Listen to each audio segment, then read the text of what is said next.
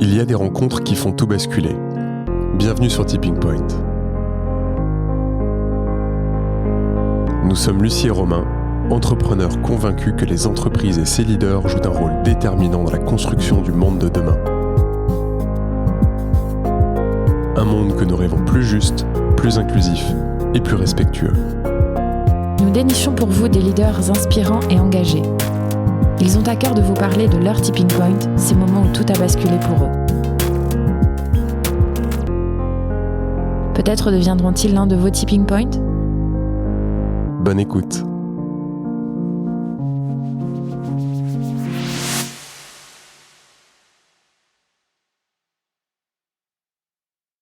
Bonjour Constance. Merci Bonjour. beaucoup d'avoir accepté notre invitation.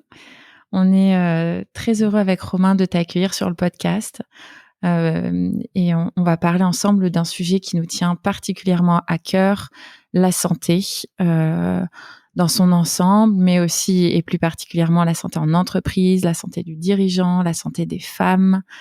Voilà, on va voir où cette rencontre va nous mener, cette discussion. Tu es, Constance, la fondatrice de CAPC, si je me trompe pas, ce conseil accompagnement pour plus de santé en entreprise, et également la fondatrice d'une association importante qui s'appelle La Vie Kintsugi, qui offre du coaching santé pour mieux vivre avec le cancer aux patients, aux aidants, aux soignants. Tu vas nous raconter tout ça et je crois que tu avais un poste de direction dans des grandes entreprises avant de monter tout ça, ou des moyennes entreprises. Enfin, tu vas nous raconter. En tout cas, ce qui est sûr, c'est que quand on te rencontre, on s'est rencontrés rapidement pour préparer cette discussion aujourd'hui, mais ce qui est vraiment inspirant, c'est qu'on ressent un très très fort alignement, comme si tu vois, tu es vraiment à ta juste place. Moi, en tout cas, c'est ce que je ressens quand on discute ensemble, avec des convictions fortes, avec un rayonnement et un sourire. On ressent la joie de faire ce que tu fais. Donc, voilà, on a hâte de connaître tes points de bascule. Comment est-ce qu'on passe de l'entreprise à l'entrepreneuriat et sur les sujets qui sont les tiens. Donc, tu vas nous raconter tout ça. Mais tout d'abord, Constance, qui es-tu ? Je suis Constance. D'abord, bonjour Romain, bonjour Lucie. Je suis Constance, Constance Hamel. J'ai 52 ans. Je suis la mère de 3 enfants, Martin, Georgia et Rose, qui ont 26, 24 et 21. J'ai travaillé et je travaille toujours. J'ai travaillé dans l'univers magique et léger de la mode et du luxe pendant 25 ans pour des fabricants, pour Disneyland Paris, pour Sarenza, où j'ai créé et dirigé le département achat pendant 10 ans. Et puis au printemps. Et ce qui m'a toujours animée aussi loin que je me souvienne, mon rêve au départ, c'était d'être inspectrice de police d'ailleurs. Et puis ce rêve a été gentiment bafoué par ma famille qui m'a dit n'importe quoi, tu vas faire une école de commerce comme tout le monde. Donc j'ai fait une école de commerce et je suis rentrée dans le monde de la mode parce qu'à la maison on recevait le journal du textile et c'est comme ça que j'ai démarré en fait dans cet univers-là. Qu'est-ce qui te faisait, pardon de te couper, qu'est-ce qui te faisait rêver dans inspectrice de police ? C'était quoi ce à quoi tu aspirais derrière ce titre-là ?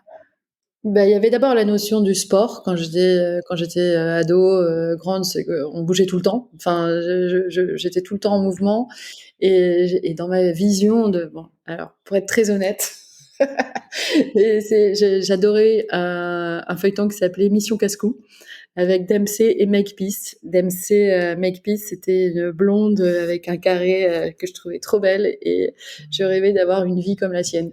Voilà, ça c'est dit. Et en même temps, d'un point de vue plus profond quand même, j'aimais bien cette idée quand j'étais de cette notion du sport et cette notion de prendre soin de ceux qui vont pas. Et quand on est inspecteur de police, on est en lien avec des agresseurs ou avec des victimes, et dans les deux cas, ils vont mal. Et j'aimais bien cette idée d'être aux côtés de ces personnes-là, quoi, je crois.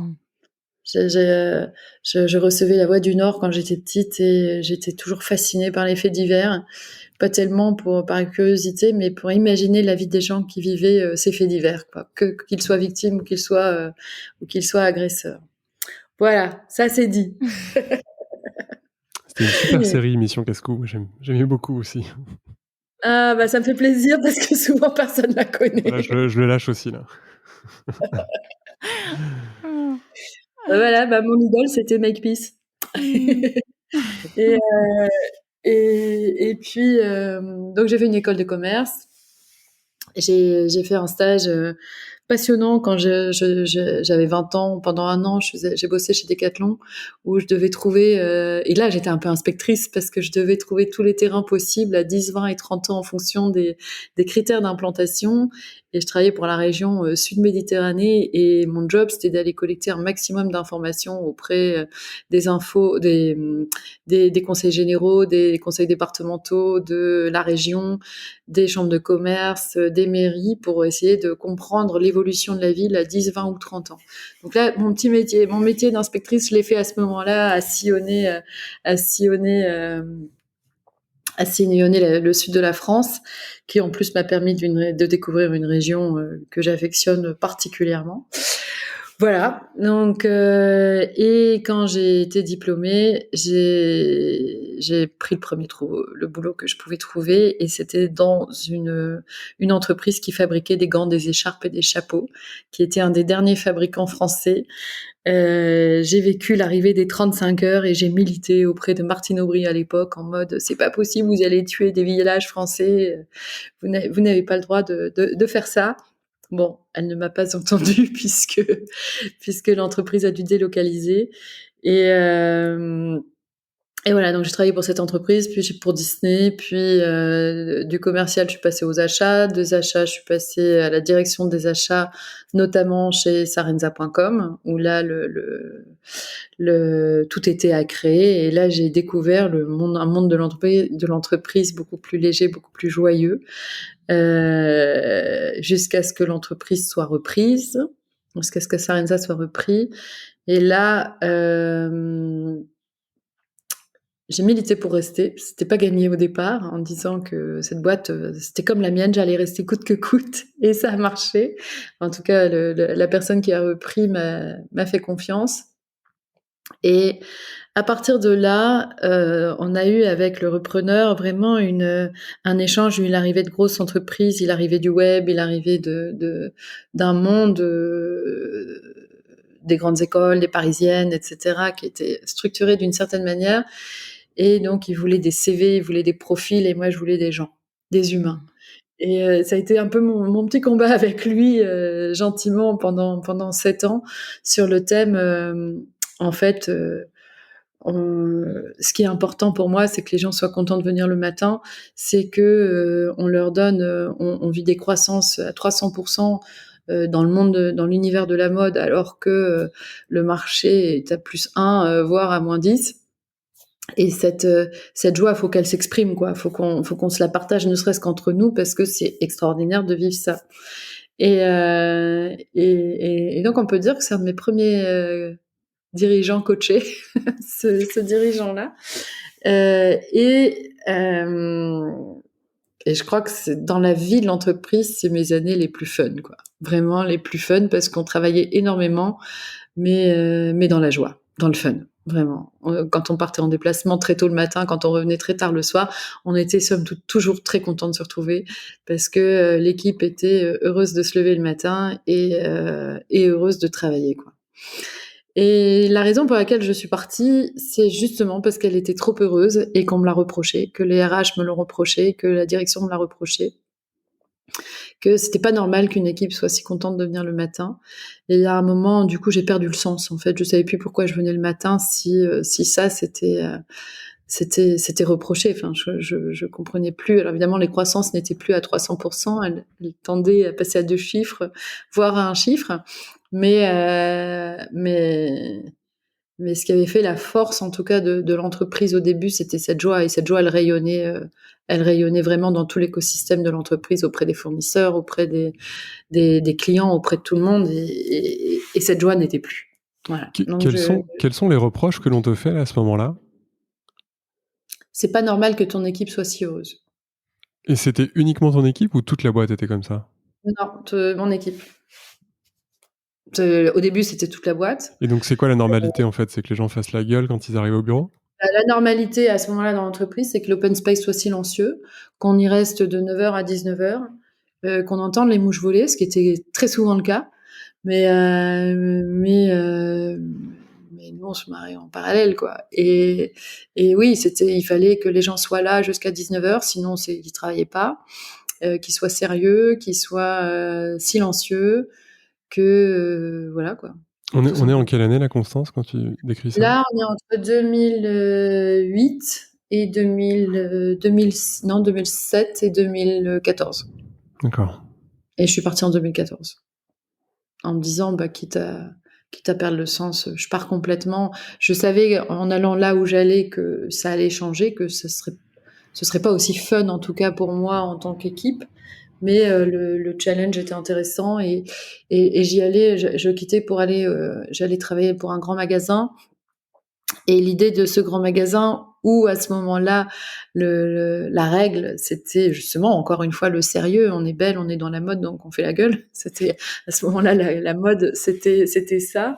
Et là, l'enjeu, c'était de remettre du service client dans les magasins, de remettre de l'accueil, de remettre du service, de remettre du monde. Et donc, je suis partie pour ce grand magasin-là. C'était un petit peu la douche écossaise parce que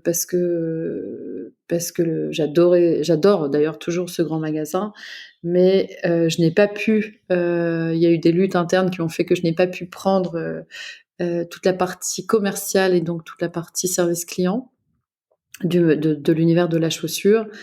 Mais j'étais quand même contente d'aller rencontrer les marques de luxe. Ça m'amusait. Et mon intention, à chaque fois que j'avais un rendez-vous avec un responsable dans une marque de luxe, c'était mes petits challenges perso, c'était qu'il me dise un truc de sa vie privée. Parce que sinon, c'est le masque. Dans le monde du luxe, il y a une notion de posture vestimentaire, de posture gestuelle, et rien ne transparaît. Donc mon objectif, c'était que quelqu'un lâche un truc perso. Je reviens juste sur Sarenza, Constance, mais est-ce que ces reproches étaient liés au fait que la croissance n'était plus aussi forte? Bien sûr.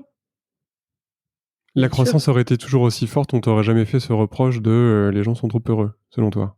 Ouais, je pense, bien sûr. Mais je pense que c'était justement ça, dans cette période où on avait tendance où la croissance régressait, où les gens n'étaient plus augmentés, où les levées de fonds se faisaient plus difficilement.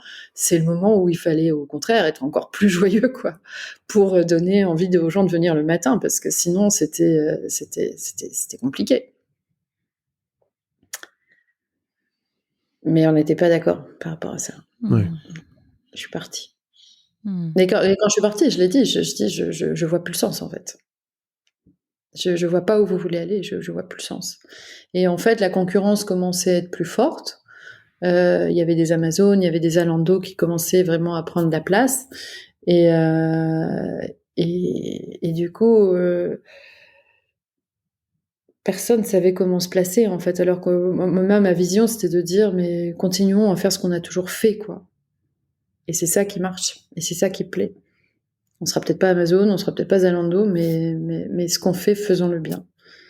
Et comme on l'a toujours fait, et ça nous permettait d'avoir des petites marques pépites, ça nous permettait d'avoir des exclusivités. Je veux pas bitcher non plus sur là où j'étais. Non, sans ça, mais... j'adorais, Et c'est quoi, là, l'état d'esprit du dirigeant, en fait? Lui, il est comment à ce moment-là? Et je pense que émotionnellement, physiquement, mentalement, il se rassure derrière son cadre à ce moment-là. Son cadre, c'est il faut travailler beaucoup, il faut être chiffre oriented, il faut faire comme les autres, il faut faire plus de bruit avec peut-être plus de com, mais il faut surtout faire comme les autres.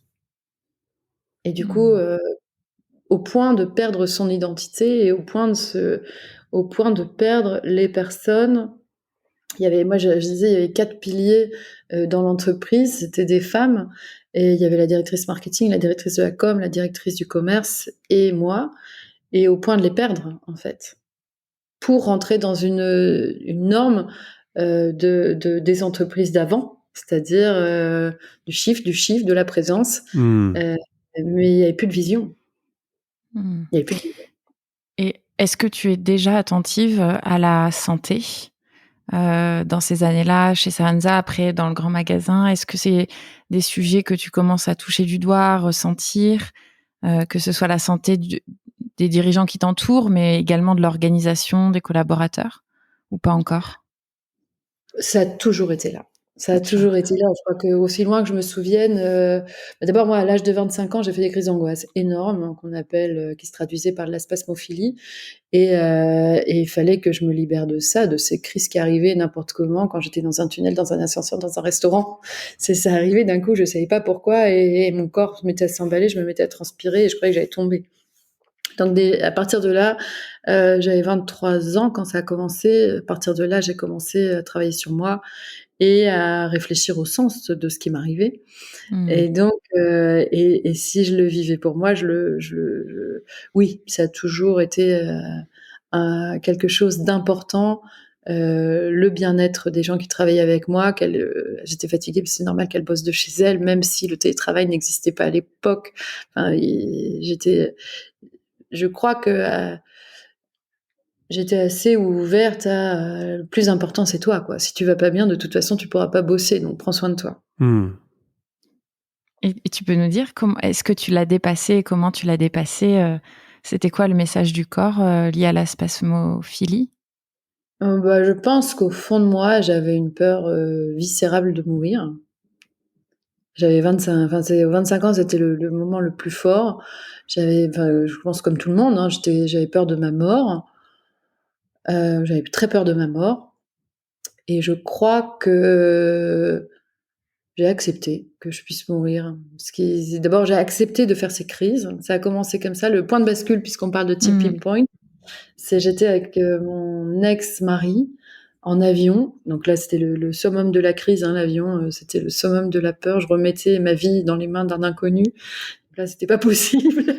Et j'ai angoissé 8 jours avant de le prendre. J'étais malade à l'aéroport. Je montais dans l'avion, je pleurais pendant tout le voyage. Et ce qui a fait que ça s'est arrêté en avion et arrêté tout court, donc au-delà du travail personnel que je faisais en psychothérapie avec des homéopathes, avec des médecins en tout genre, ça a été la lecture d'un journal, enfin le journal qui était offert dans l'avion, il y avait 2 grandes pages sur le crash de Cap Skirring, le crash en avion de Cap Skirring. Et là, je l'ai lu, mais vraiment d'une traite. Et puis j'ai dit à mon ex-mari, je dis bon, si jamais il y a quoi que ce soit, assomme-moi s'il te plaît, quoi. Je te demande juste de m'assommer. Très bizarre, hein, le cerveau, c'est très bizarre. Lui, le plan, c'était plutôt d'avoir une dernière discussion avec toi, etc. Mais lui, en fait, non, tout à fait, qu'il t'assomme. Voilà, je te demande de m'assommer. Et voilà, point. Et à partir de là, je n'ai plus peur en avion. Ça s'est calmé. Et le fait d'accepter de faire les crises, le fait d'accepter ma vulnérabilité finalement par rapport à mon corps qui partait dans un sens que je lui avais pas demandé ou que je ne comprenais pas. En fait, petit à petit, avec le temps, voilà, j'ai appris à vivre avec ces crises d'angoisse, ces crises de spasmophilie. J'ai appris ça arrivait souvent au mois de septembre, au mois de mars, au changement de saison, à prendre plus de magnésium ou peut-être plus de vitamines à ce moment-là. Mais aussi à faire attention à mon alimentation, à dormir mieux à ces périodes-là pour éviter les crises de spasmophilie. Voilà. Merci. Sinon, un coup de bâton sur la tête et on n'en parle plus. Un point dans la figure, frappe-moi et je me verrai pas mourir. Et est-ce que tu peux nous raconter, Constance, qu'est-ce qui t'emmène à franchir le pas de l'entrepreneuriat?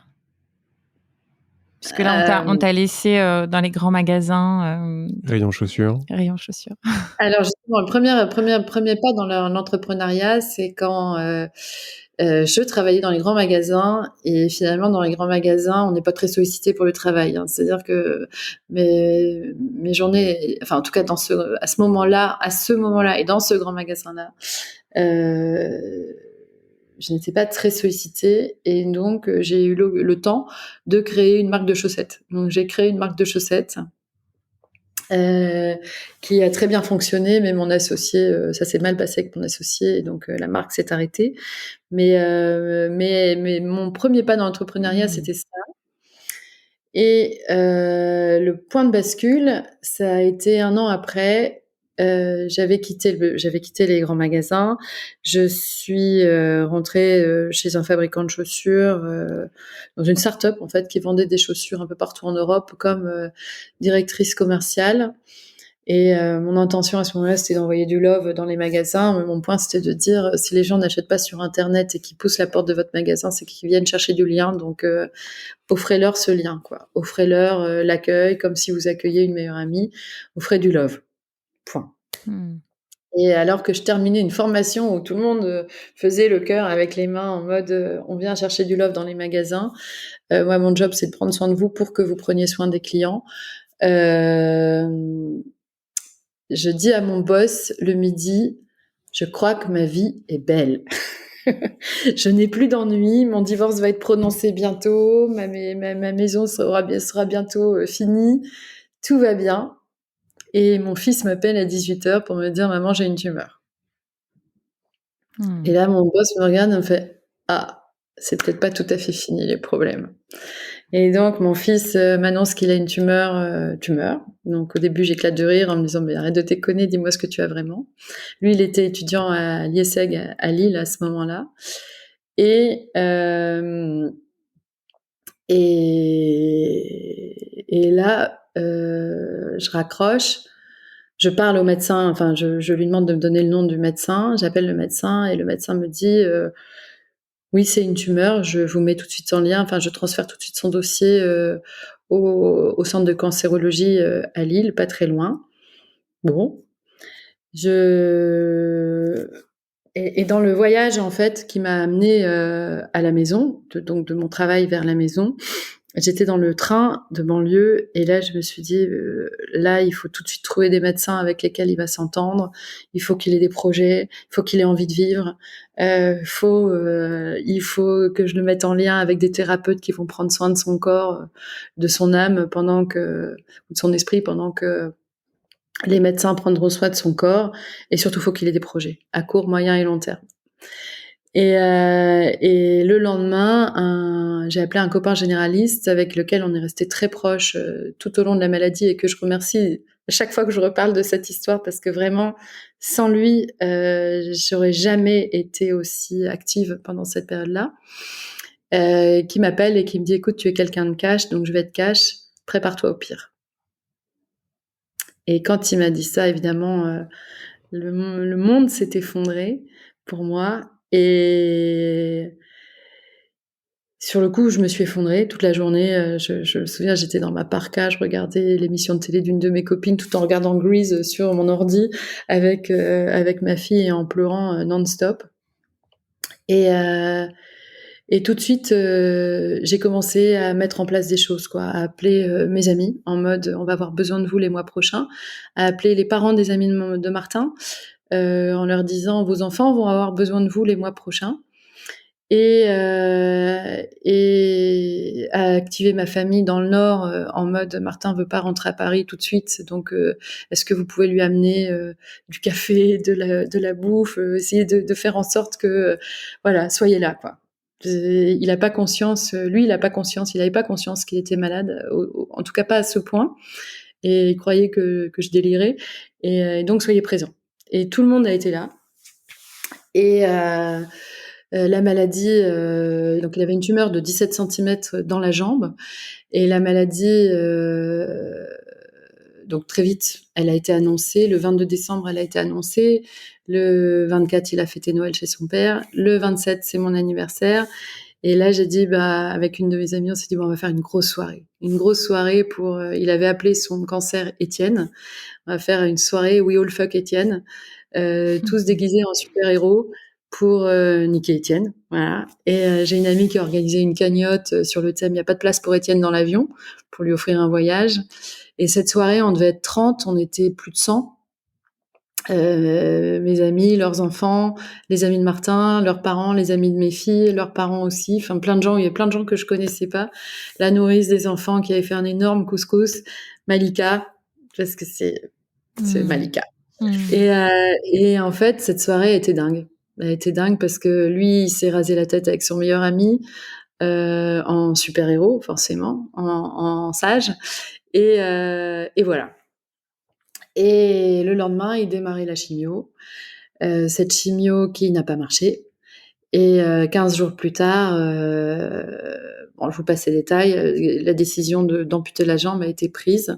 Et c'est à ce moment-là. C'était pendant les soldes de chaussures. À ce moment-là, je travaillais encore un petit peu. Donc, je vous passe les annonces d'amputation et tout ça. Mais en tout cas, le point de bascule pour moi, ça a été qu'après le rendez-vous avec le chirurgien qui allait amputer la jambe de Martin 3 jours après ou 5 jours après, j'avais une réunion avec des meufs du luxe.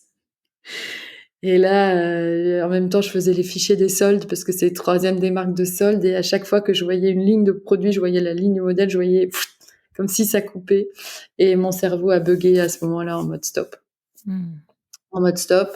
Et la veille de l'amputation, j'ai une amie qui a pris soin de moi, enfin qui m'a dit voilà, je t'emmène déjeuner, puis je vais te faire une séance de magnétisme. Et pendant cette séance de magnétisme, j'ai fait un voyage dans un monde d'Amérindiens dans lequel j'ai entendu que j'avais déjà vécu ça, que tout irait bien et que maintenant il fallait que je m'occupe du cœur de tous les enfants. Voilà. Et quand je suis sortie, je me suis dit ok, c'est intéressant et maintenant qu'est-ce que je fais? Il n'est pas question pour moi de faire l'école normale et devenir institutrice. Il n'est pas question. Je me voyais pas du tout comme ça. Et très vite, l'idée de créer une asso est venue. Donc, j'ai commencé voilà, je me suis dit, je vais créer une asso. Et quand j'ai créé l'asso, le premier dessin que j'ai fait, c'était un cœur avec le souffle de vie. J'avais écrit le souffle de vie. Et ce cœur, il est toujours sur le site de l'association. Et autour de ce cœur, j'ai mis tout ce qui me semblait essentiel pour être en vie et pour retrouver la santé, pour être en bonne santé, pour retrouver la santé, la joie, à savoir la tribu. Et là, à ce moment-là, on avait une tribu incroyable puisque il y avait tous les gens de cette soirée et puis j'avais fait faire des bracelets We All Fuck Étienne et puis j'en distribuais tout le temps de ces bracelets, j'en distribuais aux soignants, j'en distribuais, enfin tout le monde voulait porter ce bracelet, donc cette tribu elle ne faisait que grandir. Donc la tribu, donc les parents, la famille, les amis, l'être aimé, les médecins, les thérapeutes, les collègues, enfin tout le monde. L'alimentation, le sport, le sens. Quel sens est-ce que je donne à ma vie? Pourquoi est-ce que je me lève le matin? Pour qui? Pourquoi? À quoi est-ce que je contribue au monde? Et pourquoi est-ce que ça m'arrive? Est-ce que je l'accepte ou pas? La fameuse notion d'acceptation. La relation avec le monde médical, le monde des soignants, la spiritualité. Est-ce que je crois à quelque chose de plus grand qui soit la nature, l'infini, le Dieu, on l'appellera comme on veut. Ça peut être laïque comme religieux. Et les soins de support. Donc, toutes ces personnes qui prennent soin de nous, qui prennent soin de notre personne quand le monde médical va prendre soin de notre corps. Et voilà, une fois que j'ai eu ce dessin, j'en ai parlé à 3 personnes qui m'ont dit t'es vraiment sûre? T'es vraiment sûre que tu vas faire ça? Il y en a qui m'ont dit n'importe quoi, avec des trucs de sorcière complètement perchés. Je vous dirai les noms, mais je l'ai quand même entendu. Et puis, et pour créer cet asso, d'abord qui n'avait pas de nom au départ, j'arrive à cette période-là, j'étais vraiment, même quand j'étais dans le monde du travail, j'étais vraiment rebelle. Je passais ma vie à faire des fucks. J'avais regardé toutes les associations qui existaient qui existait à l'étranger. Et puis il existait des fuck cancer, et etc. Je voyais bien. Puis en même temps, c'était plus trop moi. Ça allait pas vraiment avec le sens que je voulais donner à cette maladie, en tout cas à cette histoire. C'était pour moi, il y avait vraiment une notion d'acceptation et de cheminement intérieur. Et d'ailleurs, je l'avais dit à Martin quand on lui a annoncé qu'il n'y avait pas de traitement et qu'il n'y avait pas de survivant à ce cancer. Et je lui avais dit, moi, je crois que c'était ma première phrase de coaching pure avec lui. C'était, moi, je crois que cette maladie, elle est aussi violente que tu as la puissance intérieure de la surmonter. Mais pour ça, faut que tu bosses sur toi. Faut que tu acceptes, faut que tu explores ce qui va pas dans ta vie, ce que tu veux vivre, ce qui est important pour toi, ce que tu vas lâcher, ce que tu vas continuer, etc. Et il n'avait pas le temps de faire une psychothérapie, donc il a fait de l'hypnose. Et voilà. Donc pendant que lui il travaillait sur lui, que moi je travaillais sur moi, puisque comme j'étais sa mère, il fallait que je travaille sur moi parce que il fallait que je lui lâche la grappe. Et on est vraiment passé en l'espace entre le moment où il a été amputé et le moment où il a reçu l'immunothérapie, puisqu'il y a eu des miracles. Je lui avais dit, tu verras, il y aura des miracles. Et si tu travailles sur toi, tu verras, il y aura des miracles. Et il y a eu un miracle. En tout cas, c'est que il y a un médecin qui s'est battu pour qu'il puisse bénéficier de la thérapie immunitaire. Et il a bénéficié de la thérapie immunitaire. Et en 2 mois de temps, toutes les métastases qui étaient au poumon ont disparu. Donc, et l'amputation et l'immunothérapie ont contribué à sauver sa vie, en plus, et moi je crois que c'est vraiment en plus du travail qu'il a fait sur lui-même, de cheminer sur ce qu'il n'avait pas dans sa vie, ce qu'il voulait vivre, ce qui était important pour lui, et ce qu'il voulait créer pour sa vie, même s'il savait pas ce qu'il allait faire de sa vie, mais en tout cas comment il voulait vivre. Et tout ce soutien en plus de la tribu qui était là dans la joie et dans la fête, parce que plus les nouvelles étaient mauvaises et plus on faisait la fête. Et en même temps, dans ce moment-là,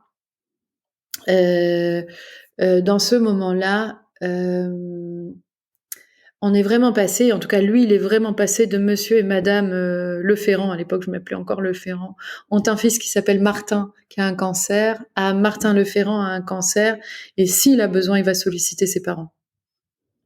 C'était plus du tout la même approche, c'est-à-dire qu'il a vraiment... ouais, il a acquis, en fait, il a pris en lui, enfin, il a pris sa vie en main, quoi, à ce moment-là. Et au sens propre du terme, puisqu'il était vraiment question de sa vie et de sa survie. Et voilà, aujourd'hui, et à ce moment-là, moi, dans le cadre de l'association, j'ai fait énormément d'interviews. J'ai interviewé plus d'une 60aine de médecins, de soignants, d'infirmières, d'aides-soignants, de sportifs, de patients, d'aidants, de thérapeutes. Mon objectif, c'était de comprendre un peu tout l'écosystème du cancer, de tout l'écosystème du cancer au sens large, pas que le monde médical, mais vraiment le monde du patient. J'ai interviewé une personne qui avait créé des cagnottes aussi parce que j'aime bien dire que la maladie appauvrit financièrement autant qu'elle enrichit intérieurement. Et quand elle appauvrit financièrement, c'est quand même très compliqué. Donc il y a plein de gens merveilleux qui ont créé des cagnottes pour soutenir financièrement des projets ou des besoins qu'on peut avoir en soins de support, en équipement quand on vit avec la maladie.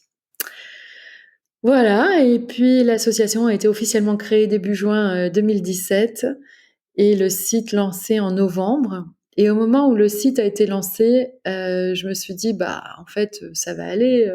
J'ai managé, j'ai dirigé des équipes, j'ai accompagné mon père vers une fin de vie apaisée et mon fils, il n'était pas encore guéri, mais mon fils vers un chemin de guérison. Donc je peux y aller. Sauf qu'au moment de me jeter à l'eau, je me sentais tout sauf légitime. Donc j'ai décidé de me former pour me sentir un peu plus légitime, et donc j'ai fait une formation en coaching professionnel. J'avais pas le temps de faire une formation en psychologie ou en psychothérapie, donc en coaching professionnel, en hypnose, en transgénérative exactement, en coaching de santé, puis en constellation familiale, en santé intégrative du corps et de l'esprit. Et puis, au fur et à mesure de mes formations, je me suis rendu compte que tout ça m'amenait à aller explorer les ressentis du corps, à aller explorer l'énergie qu'on porte, les mémoires, le traumatique que l'on peut porter. mais il était temps que mon corps se mette en mouvement, donc je suis devenue également prof de yoga. Donc voilà. Et aujourd'hui, l'association propose des coachings de santé aux patients, aux aidants et aux soignants en cancérologie. Elle propose des cours de yoga, elle propose des ateliers.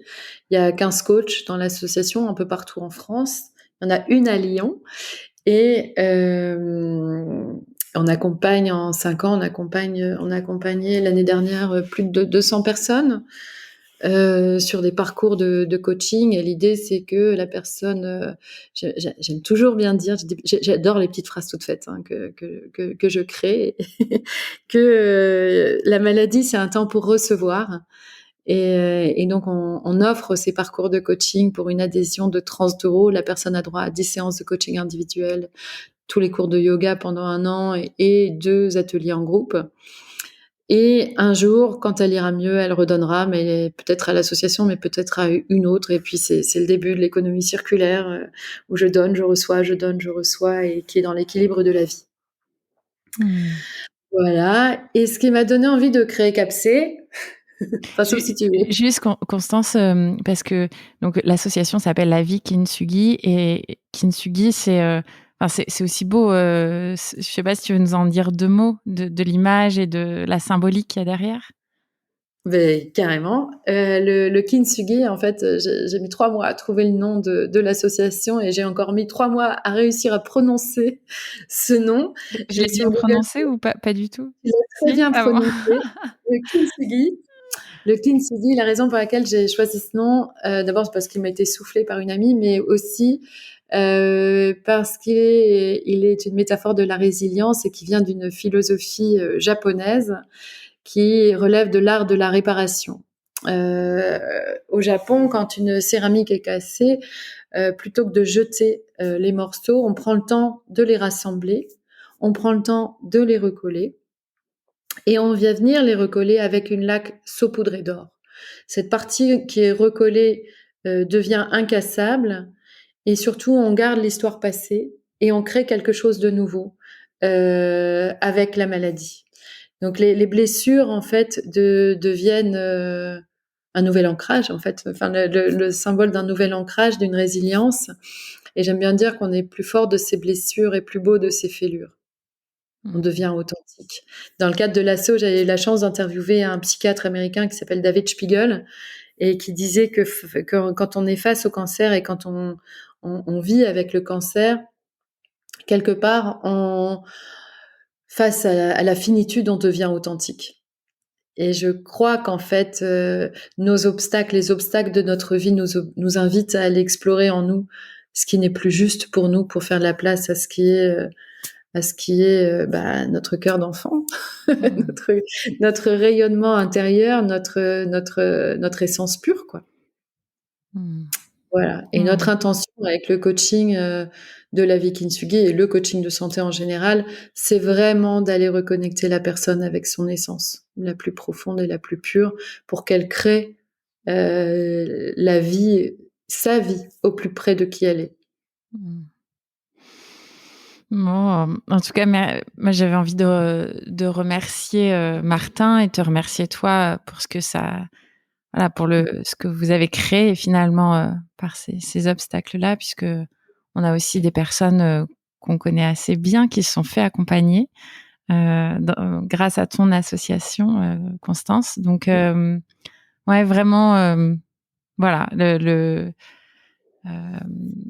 ces sources d'espoir et il y a un message très profond aussi d'écoute, d'accueil de ce que la maladie, même sans aller jusqu'au cancer en fait, hein, veut dire pour soi, et à quoi ça nous amène qu'est-ce que ça nous amène à transformer, à changer. Donc, merci pour ce témoignage plus que touchant. Ouais, c'est ce qui me donne envie, quand tu dis ça, c'est ce qui m'a donné envie de créer Capsé, c'est que les premières personnes que j'ai accompagnées, c'était des dirigeants. Et l'un vers sa fin de vie et une autre vers sa rémission et une nouvelle vie aussi. Et en fait, Quand tu parlais enfin, tu vois, pas forcément le cancer, mais d'accueillir ce qui est pour le transformer et cheminer vers soi. Moi, aujourd'hui, dans la prévention santé, en fait, d'apprendre à prendre soin de soi pour éviter la maladie, il y a vraiment cette notion d'écoute du corps. Mon corps me parle au quotidien.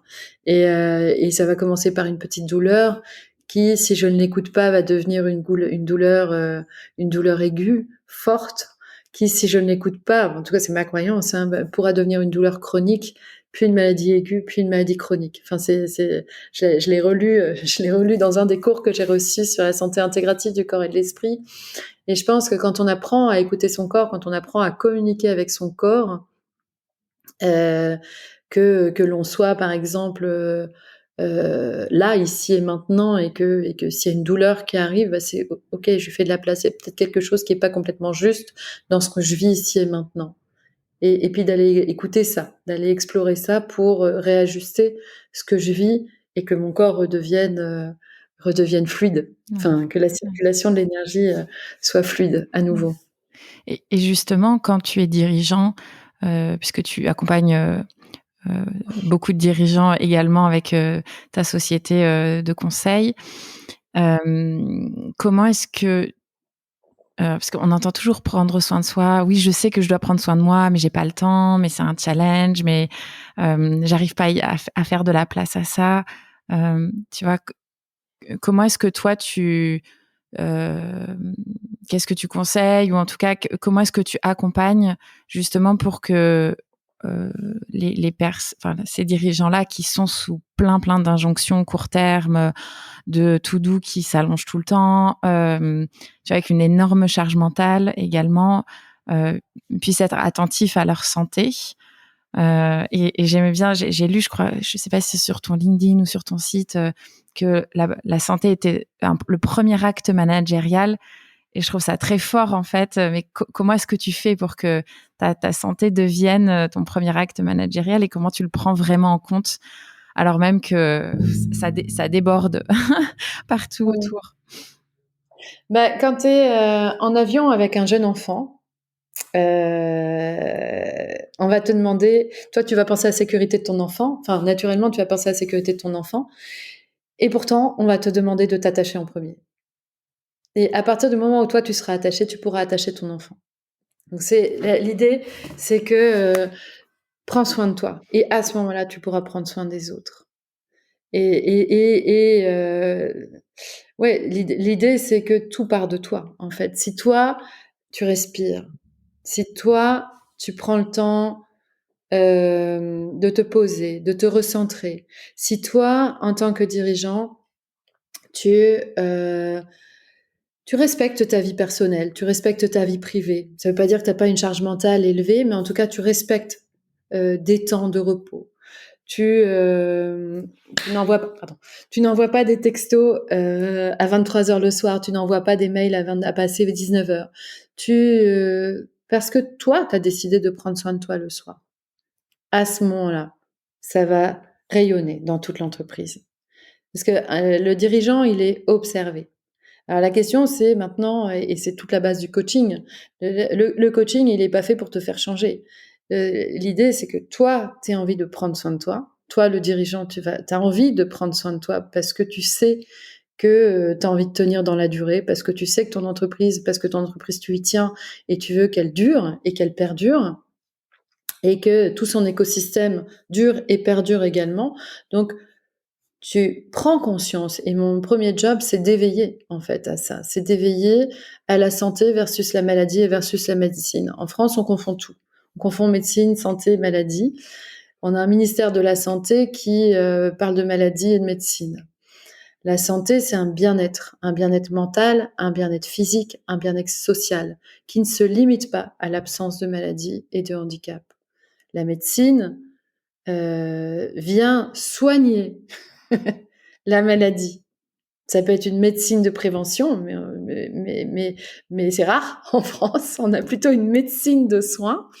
Et la maladie fait appel à une douleur physique ou mentale à une défaillance de l'organisme, enfin pas une défaillance, mais en tout cas un déséquilibre de l'organisme qui a besoin de médecine, qui a besoin de la médecine traditionnelle pour retrouver un nouvel équilibre. Et mon rôle, c'est d'inviter chacun à prendre soin de sa santé pour éviter la maladie, en tout cas dans le cadre de CAPC, ou de vivre avec la maladie, mais plutôt de prendre soin de sa santé pour éviter la maladie. Et dans le cadre de l'asso, c'est d'accompagner la maladie pour retrouver la santé. Donc c'est vraiment, encore une fois, c'est circulaire. Et prendre soin de sa santé, ça va commencer. Donc, quand on prend soin de en France, quand on parle de santé, on parle de 10 000 pas par jour et de 5 fruits et légumes. Grosso modo, ça se résume à ça. Dans les grandes phrases de prévention des maladies. Et pendant le Covid, on en avait d'autres. C'était se laver les mains, c'était porter un masque, c'était s'éloigner, etc., s'isoler, etc. Là, pour moi, la notion de la santé, elle est beaucoup plus vaste et elle rejoint le cœur de la vie Kintsugi.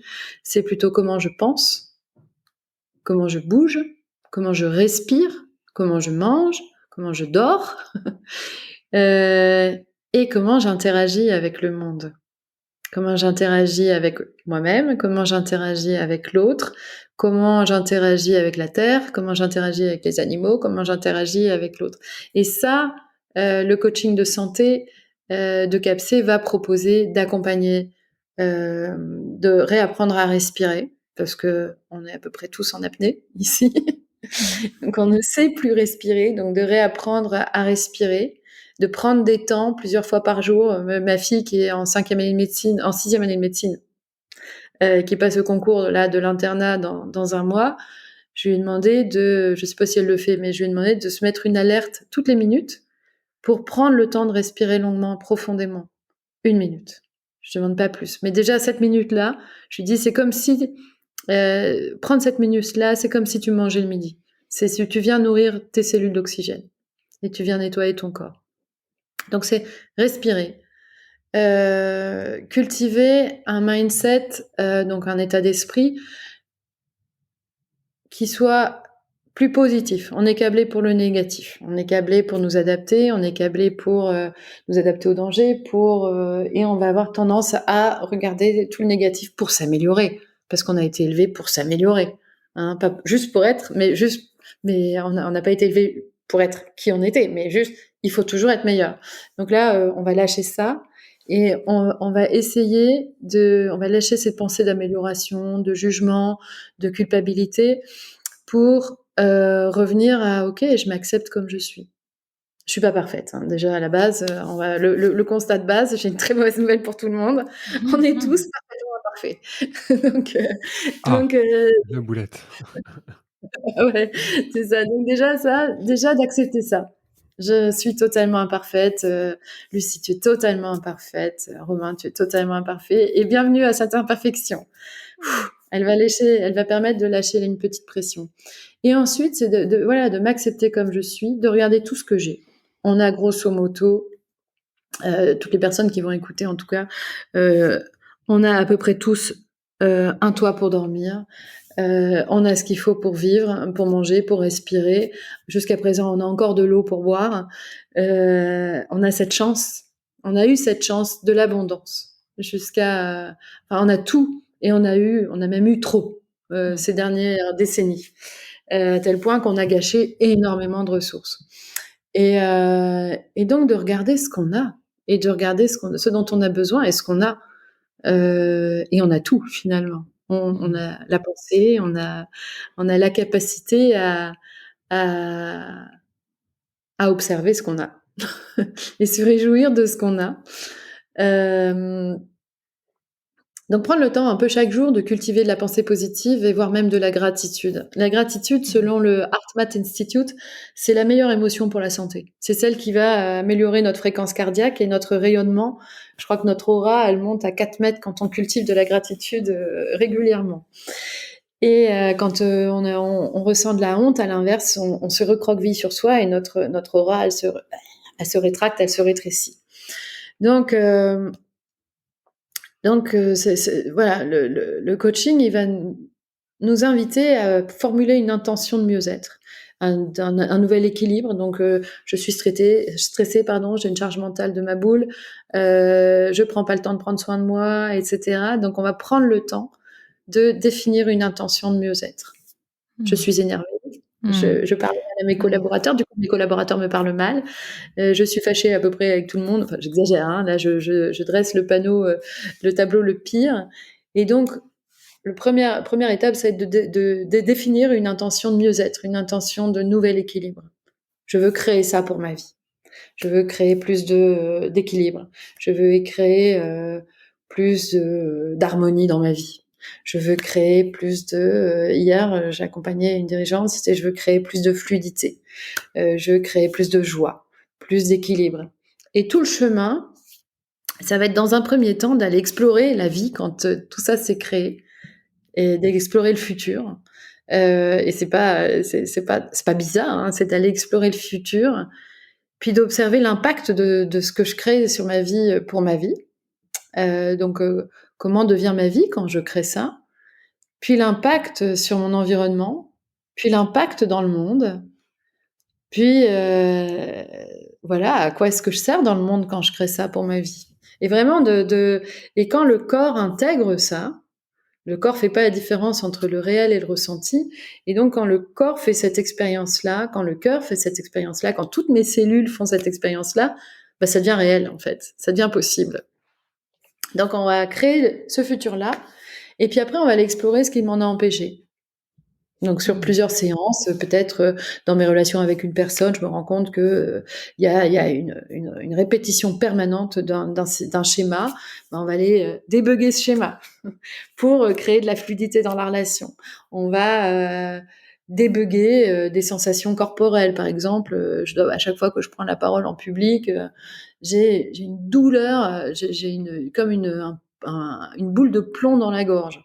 Ben, on va aller apprendre à communiquer avec cette boule de plomb dans la gorge. Ou bien j'ai des nœuds dans le ventre, des nœuds de corde dans le ventre. Ben, là encore, on va aller accueillir, accepter cette partie de moi qui vient me renseigner sur mes besoins, qui me dit que quelque chose a besoin d'être entendu et soutenu. Et on va faire de la place à toutes ces tensions corporelles qui viennent nous renseigner sur nos besoins et nous dire qu'il y a quelque chose qui ne va pas dans notre vie. Voilà. Tu disais, nous on est câblés pour avoir peur et donc la fuite et donc prévoir, s'optimiser, progresser, etc. On a parlé un peu du rôle du dirigeant en fait dans cette santé, dans cette vitalité, en tout cas dans cette bonne santé dans le cadre de l'entreprise. Moi je le vois là, moi j'ai fait la réunion de rentrée scolaire de notre grande qui est en CE1. On parle pas du tout de santé en fait. Eux, les gamins on les a complètement oubliés en fait, parce que si nous on est câblés comme ça, on peut aussi éduquer. Et donc ma question c'est quel est le rôle de l'école, quel est le rôle des parents dans le fait que nos gamins revoient un peu leur câblage pour d'ores et déjà prendre soin d'eux physiquement, psychiquement, etc., etc. C'est quoi ton avis là-dessus? Bah, d'abord, mon rêve, moi, c'est d'accompagner les gens qui ont les clés du monde de demain. Donc plutôt les gamins. Les enfants, les jeunes, les dirigeants, les soignants, les mères, parce qu'une mère qui prend soin d'elle et un père, hein, les parents qui prennent soin d'eux, bah, prennent naturellement soin des autres. C'est toujours cette histoire de rayonnement. Si je prends soin de moi, je vais prendre soin des autres. Après, en tant que parent, en tant que Dieu merci, il commence à y avoir de la méditation dans les écoles, il commence à y avoir plein de jeux sur les émotions, il commence à y avoir on commence à se rendre compte qu'hyper occuper les enfants, c'est pas forcément très bon pour eux. Quand on a oublié on a voulu faire des singes savants des enfants en les hyper occupant avec plein d'activités différentes. Et en fait, on se rend compte que finalement, les laisser s'ennuyer, c'est aussi hyper bon pour eux, quoi. Donc il y a là encore, c'est leur réapprendre. Les enfants, ils savent respirer. Mais les inviter à s'entraîner à respirer, encore mieux. Les aider à écouter leurs rêves, à écouter leur intuition. Les enfants, ils sont naturellement intuitifs. l'éducation, on les a coupés, mais nous, en tant que parents, les premiers, l'éducation, l'environnement, l'école, etc., on les a coupés. Laissons-les rêver, laissons-les dessiner leurs rêves. Donc ça, après, quand un enfant pleure, quand un enfant rit, c'est facile. Quand un enfant pleure, bienvenue à tes larmes. Elles viennent nous dire qu'il y a quelque chose qui a besoin d'être entendu, soutenu et guéri. Et bienvenue à tes larmes. Qu'est-ce qu'elles viennent nous dire, tes larmes? Les larmes, elles viennent nous dire qu'il y a des mots qui sont pas, qu'on n'a pas les mots. Enfin, on n'a pas les mots pour exprimer de la tristesse, de la peur, de la colère. Donc, la honte. Donc, bienvenue à tes larmes. Qu'est-ce qu'elles viennent nous dire, tes larmes? Donc, c'est prendre le temps d'écouter ce qui se passe chez l'enfant. Seulement, il faut du temps. Il faut du temps soi-même. Et ce temps, il faut se le donner. Prendre le temps d'être avec les autres. Prendre le temps d'être avec l'enfant. Prendre le temps de le regarder. Prendre le temps de l'écouter. Le regarder jouer dans sa chambre, dans son univers, dans son monde. Être là, tout simplement. Je crois que ce qui nous a le plus manqué, en tout cas moi, ce qui m'a le plus manqué en tant qu'enfant, moi, j'étais élevée par des jeunes filles au père, donc déjà c'est réglé. J'ai pas vu mes parents avant leur divorce, avant leurs 11 ans, mais et après ils n'avaient pas le temps puisqu'ils travaillaient. Mais en tant que mère, j'ai pris le temps quand ils étaient petits parce que j'étais là vraiment et j'ai appris à être là. Ma psy m'avait dit à l'époque, allez dans leur chambre et regardez-les jouer. Soyez là, ne faites rien, soyez là. Point. Et elle m'avait dit à l'époque, moi, quand je reçois des enfants en thérapie, il m'arrive de les regarder jouer pendant 1 heure. Je ne dis rien, je suis là. Donc c'est ça en fait, c'est les laisser être. C'est, je sais pas si bon, alors, sans tomber dans l'extrême, mais il y avait un bouquin génial d'une école anglaise qui s'appelle Libres enfants de Summerhill, où on laisse les enfants jouer jusqu'à ce qu'ils aient fini de jouer, et puis quand ils ont plus envie de jouer, ils sont prêts pour venir apprendre. C'est un peu ça. Enfin, c'est pas ça parce que aujourd'hui l'école n'est pas comme ça, mais quelque part il y a cette notion-là. Laissons les enfants être, tout simplement, sans faire. Et apprenons-leur à écouter le corps. Moi, le jeu de la vérité que je fais en entreprise, dans tous les ateliers en entreprise et dans tous les ateliers, dans les accompagnements individuels aussi. Ce jeu de la vérité, je le fais avec les enfants et les enfants, ils savent très bien le faire. Dis-moi ce qui se passe quand tu te dis une vérité. Qu'est-ce qui se passe dans ton corps quand tu dis quelque chose qui est vrai? Donc ils disent j'aime le chocolat et ils écoutent ce qui se passe dans le corps. Et puis après, ok, maintenant dis-moi ce qui se passe quand tu te mens à toi-même. Et là ils disent souvent j'adore l'école. Bon, ça c'est des grands enfants parce que les petits en général ils disent j'adore l'école. Donc là ils se mentent totalement à eux-mêmes. Et là tout leur corps se crispe. Ça, c'est une expérience que j'ai faite récemment avec mes neveux. Et en fait, quand le corps se crispe, il vient nous dire qu'il y a quelque chose qui n'est pas juste pour nous.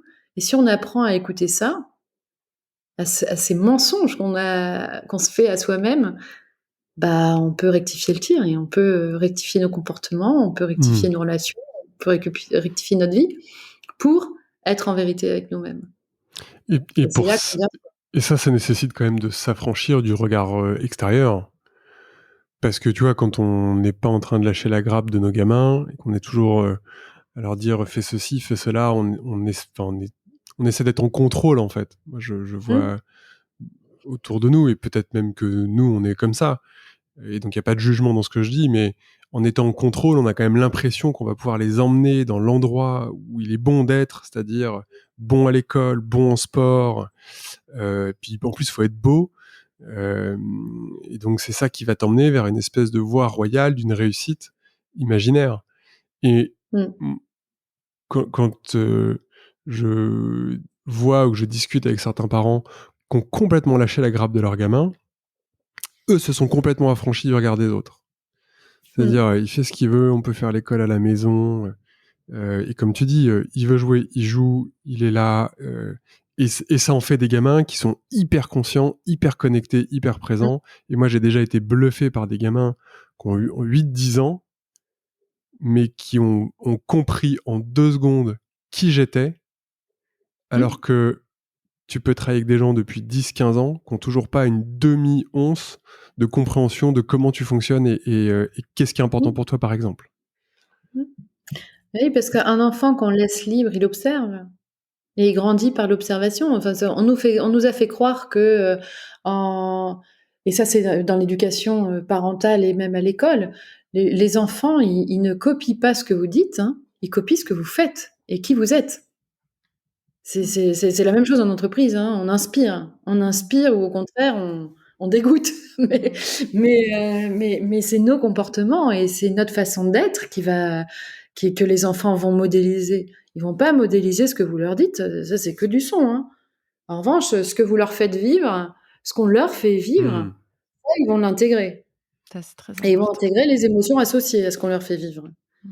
Et après, il y a la notion de liberté de l'enfant, le laisser être. Mais pour le laisser être, effectivement, c'est important d'être soi-même, libre, et de s'être affranchi du regard des autres. Après, il y a la notion de vivre ensemble. Et l'idée, c'est pas d'en faire des déconnectés du système parce que les parents sont même déconnectés du système. Je pense que l'enfant, il a aussi besoin d'un cadre, mais d'un cadre rassurant, dans lequel il va pouvoir exprimer sa liberté. Dans lequel il va pouvoir exprimer sa liberté. Si l'école fait partie du cadre, par exemple, aller à l'école fait partie du cadre, bah oui, il y a un temps où mon chéri, tu vas être assis 5 heures par jour et ça va être dur. Mais oui, mais ça, c'est le système dans lequel on vit aujourd'hui. Mais le reste du temps, on va équilibrer. Et là, tu vas pouvoir aller courir toute la journée. J'ai autour de moi une belle fille, la fille de mon compagnon et son mari, qui ont 2 enfants et qui ont fait le choix d'élever leurs enfants dans l'écoute, mais de la pleine écoute de leurs enfants, de la pleine présence à leurs enfants. Et comme tu disais tout à l'heure, moi, ces 2 enfants-là, ils savent dire je veux, je ne veux pas. Ils savent dire j'ai besoin. Ils savent dire j'ai peur. Ils savent dire, ils savent poser leurs limites, en tout cas de ce qui est juste ou pas pour eux. À 6 et 4 ans, quoi. Et ça, je trouve que c'est admirable de ce point de vue-là. Je suis rassurée sur je crois vraiment que le monde de demain et les jeunes de demain et les jeunes parents que vous êtes, mais vous allez créer un monde beaucoup plus respectueux de l'individu, quoi. Respectueux de la terre, du coup. Du vivant, des vivants. En tout cas, on espère. Est-ce que Constance, tu vas nous dire aussi un petit mot, parce qu'on a parlé de plein de choses, des dirigeants, des organisations, là, des enfants.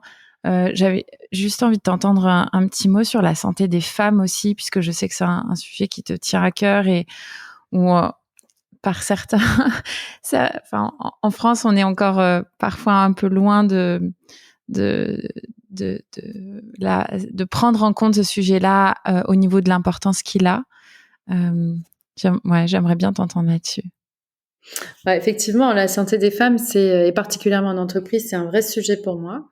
C'est venu, tu vois, on parle de tipping point, c'est venu après avoir interviewé Claire Mouinier-Veillé, qui a créé le fonds de dotation Agir pour le cœur des femmes et qui fait de la prévention des maladies cardiaques dans les milieux défavorisés avec son bus du cœur des femmes. Et quand je l'ai interviewée, j'ai vraiment pris conscience. D'abord, j'ai appris plein de choses, mais j'ai vraiment pris conscience que déjà, on savait pas ce que c'était que la santé, mais alors la santé des femmes, c'était un non-sujet. Et quand je me suis formée au yoga, ça m'a définitivement décidé à sensibiliser les femmes à plusieurs choses. D'abord, la première chose, c'est que la femme est cyclique. Eh ouais, ça, notre génération nous a fait croire qu'on était des femmes comme les hommes et qu'on allait travailler comme les hommes et qu'il fallait être une mère comme les hommes, était un père, etc. Et donc on avait que finalement avoir un cycle, fallait pas y prêter attention, on y mettait des protections et basta, on continuait notre vie. Sauf que non. Sauf que nos différents cycles, d'abord le cycle menstruel, mais aussi le cycle de la vie, donc qui est valable aussi chez les hommes, hein, des premières règles, des règles mensuelles, mais la grossesse et la ménopause sont des périodes qui fragilisent les femmes. Donc, sont des périodes où les maladies cardiovasculaires décuplent chez la femme, par exemple. Et la première cause de mortalité chez la femme, ce sont les maladies cardiovasculaires. Alors que tout le monde, l'inconscient collectif pense que c'est le cancer du sein parce que c'est celui dont on parle le plus. Mais il meurt 200 femmes chaque jour de maladies cardiovasculaires pour 70 de cancer du sein. Donc ça, c'est pour la partie des 3 étapes clés de la vie des femmes. Après, tous les mois, la femme est cyclique et ce cycle, il y a 4 périodes dans ce cycle et ce cycle amène des énergies différentes. Il y a une période qui va être celle du début des règles et cette période-là, elle invite au repos total. Et on peut adapter son activité professionnelle. J'aime bien en entreprise sensibiliser les femmes au fait qu'on peut adapter sa vie professionnelle en fonction des 4 cycles. Et si on se repose, si on prend soin de soi, dans le sens où peut-être que c'est un temps où on va télétravailler, peut-être c'est un temps où, et j'ai invité mon fils à le faire avec sa copine, mais où monsieur fait tout à la maison pendant 2 jours. Mais vraiment tout. Il prépare même une bouillotte et prépare le repas et sert le repas, prépare un bain chaud, enfin la totale quoi. Et parce que c'est un temps de ressourcement, c'est un temps de retour à soi. Il n'y a pas si longtemps, et encore maintenant dans les tribus, la période des règles, c'est un temps où les femmes sont regroupées en elles. Elles ne vont rien faire pendant 2 jours et on va les servir. Bon, nous, on est loin de ça dans notre civilisation occidentale, mais quand même, reprendre conscience que ce temps-là, c'est un temps de repos. Ensuite, si on s'est bien reposé, l'énergie pendant 15 jours est très forte. La période qui va suivre, on va avoir une énergie débordante, on va pouvoir organiser, gérer, régler tout ce qu'on veut, et jusqu'à rayonner 15 jours plus tard au moment de l'ovulation. Bon, ça, c'est donc écouter les différentes phases du cycle. Et c'est hyper important de prendre le temps d'écouter ces phases du cycle. La deuxième chose, c'est que la femme qui travaille, la femme aujourd'hui, et parce que même si les hommes sont très présents dans la vie quotidienne, il n'en reste pas moins qu'aujourd'hui, et c'est prouvé, enfin, si on écoute le Harvard Business Review, si on écoute McKinsey, si on écoute les études scientifiques, prouve que donc la charge mentale de la femme est plus élevée et continue à être de plus en plus forte pour la femme. La charge mentale, le stress, puisque la femme veut réussir autant que l'homme pour être autonome et indépendante, et pour acheter quelque part son égalité. Elle va avoir tendance, pour lutter contre le stress, elle va avoir tendance à fumer, à boire et à être plus sédentaire. Et c'est ce cocktail-là, associé aux hormones, qui va favoriser toutes les maladies chroniques, à savoir le diabète, le stress, les différents cancers, les différents types de cancers et les maladies cardiovasculaires. Donc là, il y a un véritable enjeu, et ça, la raison pour laquelle je fais cet atelier santé de la femme, c'est qu'il y a un enjeu de santé publique à prendre soin de les femmes et à les sensibiliser à leur bien-être, et à d'abord arrêter de ruminer, arrêter de ressasser et à prendre soin de leurs pensées en premier. Il y a un deuxième facteur aussi qui est important, c'est que la femme, elle va prendre rendez-vous pour son mari, pour ses enfants, elle va prendre rendez-vous pour tout le monde, mais elle va pas prendre rendez-vous pour elle, chez les médecins. Elle va attendre d'être au bout du bout pour se soigner. Et ça aussi, c'est un enjeu, parce qu'il y a un retard au diagnostic qui est constaté pour les femmes, qui du coup les rend encore plus vulnérables que les hommes au traitement. Il y a un écart. Le premier truc, c'est pour les maladies cardiovasculaires, le temps d'arrivée des soins pour un homme, ça va être un quart d'heure, et pour les femmes, ça va être un peu plus d'1 heure. Donc vous imaginez la survie, le temps de survie qui est beaucoup plus faible chez la femme que chez l'homme quand elle fait une maladie cardiovasculaire. Donc ça, c'est important de le savoir. Donc sensibiliser d'un côté, et après apprendre à prendre soin de soi. Apprendre à s'écouter, apprendre à prendre soin de son corps, à respecter les cycles de son corps, à accueillir sa vulnérabilité. Non, être une femme forte, c'est pas bon pour notre santé. C'est une très mauvaise nouvelle. Être la femme forte qu'on nous a fait croire qu'on était, c'est pas du tout bon pour notre santé. Et voilà, quoi, apprendre à s'écouter et à prendre soin de soi au quotidien, c'est important. Bon, bah, rassurez-vous les mecs, on n'est pas là de se faire détrôner dans les boîtes, donc détendez-vous. Ah oui, c'est Quel ça. enfer. Non, mais là, c'est un Bah, c'est ça. message, quoi. C'est ce que tu disais en tout premier, c'est ce que quand tu as dit si on arrive à avoir ce passage des règles où on est reposé, etc., derrière, on a une vitalité, on a une énergie pour 15 jours. Là, je me suis dit, ouais, c'est pour ça que les mecs, ils sont jamais présents dans ces moments-là, en fait. C'est qu'ils veulent pas derrière se faire détrôner. Et en fait, voilà, c'est donc c'est il y a du rééquilibrage en fait à avoir de l'action des mecs. Enfin, je dis des mecs, mais des hommes, et d'être beaucoup plus présent, beaucoup plus soutenant et déchargé. Et puis aux femmes. De pas avoir des complexes d'hommes, quoi, de vouloir être meilleur, etc., parce que je pense que c'est un complexe de gamin, quoi.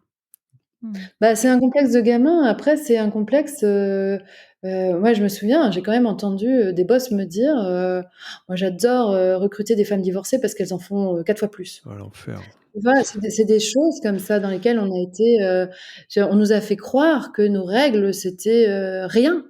On nous a fait croire qu'il fallait il fallait pas que ça se voie, il fallait pas qu'on en parle, il fallait pas que tous ces cycles, c'était un peu honteux, quoi. Hein, ça regarde personne. Et ça, moi, ça affaiblit autant l'homme que la femme quelque part. Enfin, et je pense que on nous a fait croire aussi que pour réussir, il fallait faire de la politique comme les hommes. Enfin, j'exagère, mais moi j'ai accompagné une fois une médecin qui me disait: «Ah, on m'a proposé un poste, mais j'ai pas le courage parce qu'il va falloir que je fasse des dîners, des déjeuners en permanence. Ça me fatigue rien qu'à l'avance». Et je lui dis: «Mais» et on a fait tout un travail sur le thème. Et jusqu'à présent, en faisant ce que tu as fait, en étant toi-même, ça a marché. Si j'ai bien compris, il y a moins de burn-out dans ton service. Si je me fie à ce que tu me dis, il y a moins de turnover, moins de burn-out. Peut-être que si on t'a appelé, c'est pour installer ça aussi. C'est pour que toi, en étant qui tu es, tu puisses prendre ce nouveau poste et avec qui tu es, sans faire comme eux, justement, amener quelque chose de nouveau. C'est marrant ce que tu dis, parce qu'il y a une quinzaine de jours, on dîne avec une amie qui travaille dans la Femtech, qui est sur un sujet assez spécifique, c'est l'endométriose, etc. Et elle dit, moi, je suis en train de lever des fonds, et donc tous les fonds d'investissement ou les investisseurs qu'elle rencontre, majoritairement des hommes, elle dit, bon, bah voilà, il y a un moment, on va devoir parler vagin, fonctionnement de la femme, le cycle, utérus, etc. Et elle dit, mais il y en a quasiment 1 sur 2, ils regardent par terre, et puis les autres disent, non, mais est-ce qu'on peut passer toute cette partie-là allons directement au sujet, la tech, où est-ce que c'est innovant, etc. Ils veulent pas du tout entendre ça. Et c'est marrant pareil, cliché, mais les hommes sont pas du tout à l'aise avec le fonctionnement de la femme, le corps de la femme, et le fait de parler de ça, en fait. Ben ouais, et pourtant, dans une chambre à 2, ils y touchent à tout ça, quoi. Enfin, donc c'est paradoxal. Ça permettrait aussi de mieux connaître, enfin, Ouais. et Refaites quelques cours de SVT, les mecs. Mais oui, mais c'est vrai. Mais tu vois, on parle de la femme. Je pense que si l'homme apprend à mieux connaître la femme dans son cycle, et un dirigeant, par exemple, il sait, il intègre que la femme, bah oui, il y a un moment où elle va être fatiguée. Oui, c'est normal qu'elle soit de mauvaise humeur, que les jours précédant ses règles, parce que c'est toute la période où elle nettoie sa vie, où elle met de l'ordre, et elle nettoie pour elle, mais elle nettoie pour l'écosystème autour d'elle aussi. Et c'est normal, c'est naturel. Elle n'est pas hystérique pour autant. Elle n'est pas hystérique pour autant. Quand ça C'est vient juste d'accord. normal. Ouais. Tu vois? Mais à contrario, tu vois, faire de la place à ça, c'est aussi, il y a aussi chez l'homme des choses. Enfin, on a fait de l'homme un homme fort, avec une carapace forte, avec une armure qui a tendance à rouiller aujourd'hui, mais une armure bien lourde, bien forte. Et si on élève les garçons, et si on élève et on sensibilise les hommes, malheureusement les hommes, on va les sensibiliser à ça quand ils sont malades, hein. C'est bête à dire, mais ils vont accepter plus facilement de changer au moment où ils vont tomber malades et parfois même après. Malheureusement, parfois quand c'est trop tard, mais inviter, autoriser les hommes à être pleinement eux-mêmes, libérés de leurs croyances qui doivent être forts, qui doivent être puissants, qui doivent être riches, qui doivent tout avoir. Ils peuvent tout simplement être et être tristes, être en colère un jour, être joyeux le lendemain, être envieux le surlendemain, on a le droit, on est humain. Et là, par rapport à ça, on est tous, que l'on soit homme ou que l'on soit femme, je pense qu'on a tous des émotions. Et ces émotions, pour le coup, c'est ce qui nous rend vivants. Et en leur faisant de la place, en les autorisant, en leur donnant la permission d'exister, ben, on devient encore plus humain. Donc, ce même travail qu'on fait auprès des hommes pour le sensibiliser, et auprès des femmes, hein, pour les sensibiliser à leur santé, il y a le même à faire sur autorise-toi à être juste toi, authentique, vulnérable, triste, un jour, joyeux le lendemain. C'est ok, c'est possible, t'as le droit. Et en tant que parent, puisque tu posais la question tout à l'heure, si vous avez des garçons, mais surtout écoutez leurs émotions. Surtout. Ouais. Et invitez-les à partager leurs émotions, quoi. Ouais. Parce que c'est là que, c'est sur ces terrains-là que et l'homme et la femme vont se rencontrer individuellement dans le couple et en entreprise. Et dans le monde de travail que de demain. Ouais, et justement, quand tu dis le monde du travail de demain, nous, on a créé ce podcast sur la conviction que les entreprises avaient un vrai pouvoir d'action, une vraie responsabilité, mais un vrai pouvoir aussi d'agir pour créer des business models qui prennent en compte le vivant et qui soient responsables et qui puissent, parce que le leader va justement être de plus en plus authentique, faire ce chemin vers soi et avoir des points de bascule, créer un monde et co-créer un monde qu'on sera fier de laisser à nos enfants, qui est durable, soutenable, souhaitable, peu importe comment on le nomme. Et sur cette question de la santé, que ce soit la santé des femmes, mais la santé des collaborateurs, on l'a dit, cette responsabilité des entreprises par tout ce que tu viens d'évoquer, elle est énorme. Je sais pas très bien où on en est, et peut-être qu'on peut finir par ça, mais qu'est-ce que tu vois? Est-ce qu'il y a de plus en plus d'ouverture en France? Parce que je sais que c'est pas partout pareil et qu'il y a des pays qui sont peut-être plus éveillés ou plus conscients de cette responsabilité et qui ont pris le sujet à bras-le-corps. Je sais pas très bien où on en est. Qu'est-ce que tu vois vers où penche la tendance? Constance, est-ce que tu peux juste nous en dire un mot? Est-ce qu'on peut être optimiste sur ce sujet? On peut être optimiste si on reprend, je sais plus de qui est cette phrase, les États-Unis tous et l'Europe sans rhume. Mais les pays anglo-saxons sont très avancés par rapport au bien-être et à la santé du dirigeant et des collaborateurs, pour une raison très simple. C'est que la santé est financée par les mutuelles, qui sont financées par les entreprises. Donc l'entreprise a tout intérêt à favoriser la santé pour éviter la maladie, puisque la maladie coûte cher. En France, c'est transparent parce que la maladie est financée par l'assurance maladie et donc par l'État.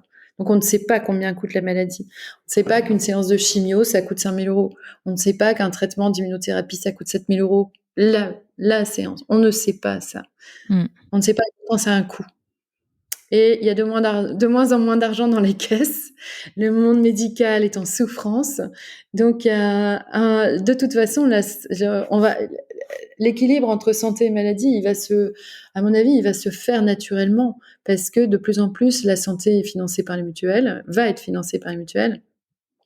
Et donc par les entreprises. Donc, et au-delà de ça, on sait que un euro investi en santé ramène entre 2 voire 3 € à l'entreprise. Donc il y a une notion au-delà de santé versus maladie, il y a une notion que quand on favorise le bien-être des collaborateurs, quand on donne du sens, quand ce qu'on fait au quotidien contribue à à quelque chose pour le monde, pour le monde humain ou pour la planète ou pour l'écosystème tout entier, déjà, ça contribue à la santé, ça c'est la base. Quand un dirigeant quand un dirigeant prend soin de lui, il va inspirer ses collaborateurs aussi. S'il vient à vélo, il va mettre en place un garage à vélo. C'est bête, hein, mais c'est comme ça. Et s'il y a un garage à vélo et des conditions de sécurité pour venir à vélo, les collaborateurs vont plus facilement venir à vélo. Si on favorise le covoiturage, enfin bon, tout ce qui est mis en place pour la santé individuelle et collective, ça va se faire au fur et à mesure. Et il y a de plus en plus d'entreprises qui s'y mettent. Il y a encore beaucoup d'entreprises qui s'y mettent sous forme de parapluie. On fait cocher les cases. Tu prends soin de tes collaborateurs, tu leur demandes comment ça va. En début de réunion, t'écoutes pas forcément la réponse, mais t'as coché ta case. Ça, il y en a encore beaucoup. Mais je pense que les générations qui arrivent, et d'ailleurs mon propos a beaucoup plus d'écho auprès de votre génération qu'auprès de la mienne, vous laisserez plus rien passer. D'ailleurs, de toute façon, vous êtes libre. De toute façon, la génération d'après, elle fait ce qu'elle veut. Elle n'a pas forcément envie d'être riche, elle n'a pas forcément envie d'avoir une maison, deux maisons, d'avoir une voiture, deux voitures. Elle veut pas de ça parce qu'elle sait que c'est pas bon pour la planète. Donc votre génération, par rapport à ça, elle a envie d'être elle-même et d'être libre et d'être heureuse. Ça, c'est important pour elle. Donc de toute façon, ça va bouger. Et moi, j'ai entendu, hein, mais le nombre de fois où je me suis battue avec, battue, je me bats pas, mais j'ai échangé ou j'ai débattu avec des gens qui me disent ah non mais les jeunes c'est n'importe quoi, mais pas du tout. Moi j'ai jamais vu autant de jeunes bénévoles qu'à votre génération. Grâce notamment à cette association merveilleuse qui s'appelle AIDA, des jeunes contre le cancer, où il y a 70 000 bénévoles de 18 à 25 ans. J'ai jamais connu ça à ma génération. De vous voir faire des études comme il est bon d'en faire dans l'écosystème familial dans lequel vous avez évolué, et puis 5 ans après tout bousculer et vous autoriser à faire complètement différemment. Et c'est OK. Et c'est complètement OK. Et merci. Et merci d'oser et d'ouvrir le champ infini des possibilités de créer, quoi. Et les entreprises vont s'adapter. D'une manière ou d'une autre, elles vont s'adapter. Ça va peut-être casser un peu au départ, mais on va s'adapter. Et il y a un moment où le monde va accepter. Il y a un dirigeant, mais que j'ai eu la chance d'écouter, qui a créé WeCare, qui s'appelle Guillaume quelque chose. Mais cet homme-là, pour moi, il a tout compris. Il a envie d'être performant et en même temps, il prend soin des autres et en même temps, il a tout compris au monde de demain. Voilà. Merci à toi, Constance. Merci parce que on a abordé quand même des sujets durs, profonds, avec beaucoup de sourire. Je veux pas dire de légèreté, mais t'as remis beaucoup de joie, d'optimisme en fait sur ces sujets-là. Quand tu parles du cancer de Martin, tu vois, tu dis effectivement fuck le cancer, on s'arrête pas, et tu vois, tu baisses pas les bras, tu t'invites vraiment au combat, mais au combat juste, au combat sain, à la révolution, en fait, de se lever en se disant allez, maintenant on reste debout, on se laisse pas abattre. Merci d'avoir aussi parlé des femmes sans faire dans le pathos. Moi, j'ai trouvé ça hyper intéressant de recomprendre, de remettre au cœur du sujet le cycle, enfin le fonctionnement de la femme et du rôle qu'on doit nous avoir les hommes dans ce fonctionnement-là.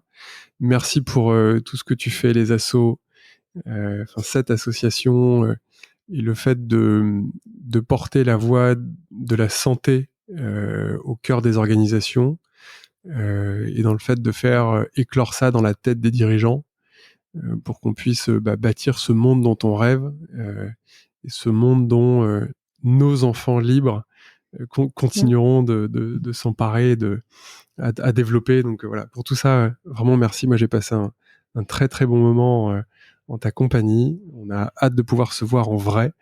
Maintenant qu'on sait qu'en plus on est voisins, quasiment voisins.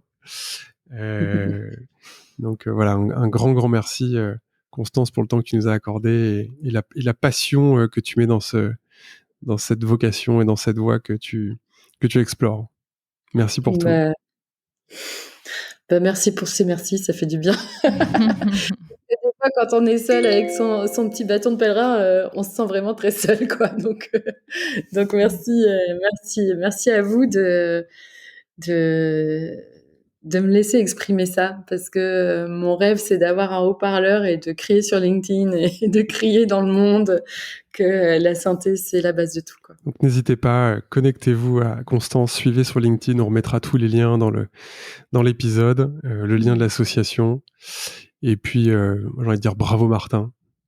Bravo, bien joué mec. Il est très fort. Là, il était en Espagne, enfin il vit en Espagne aujourd'hui et ce week-end, donc il adore le vélo. Il a vécu à Amsterdam pendant 2 ans avant avec son amoureuse. Et donc, ils ont tout fait à vélo. Et leur rêve, d'ici 1 an ou 2, c'est de partir faire le tour du monde à vélo. Et là, ce week-end, ils ont monté des cols tous les jours à vélo, en sachant qu'il a été amputé de la jambe. Et cet été, il nous a remis au vélo tous. C'était vraiment notre coach sportif à nous, quoi. Ouais. Hyper chouette. Merci beaucoup. À bientôt, Constance. À bientôt. Merci beaucoup, Romain. Merci beaucoup, Lucie. À très bientôt. Et bravo aussi pour ce que vous faites. Merci. Au revoir. C'est fini pour aujourd'hui. Nous espérons que cet épisode vous a inspiré. Retrouvez toutes les infos et les épisodes sur notre site tippingpoint.fr, tipping-point.fr. Si vous avez aimé, n'hésitez pas à partager l'épisode le plus largement autour de vous et à mettre 5 belles étoiles pour nous aider à nous faire connaître. À bientôt!